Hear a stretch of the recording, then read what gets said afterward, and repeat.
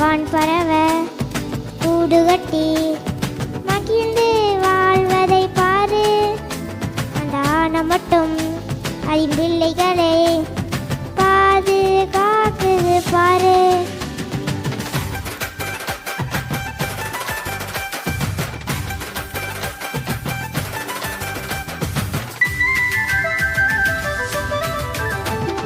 தம்பி தங்க உன்னை என்ன இயேசு நேசிப்பதால் நீ இயேசுவையே நீ நம்பி வந்தால் கண்மணி போல் உம்மை காப்பார்.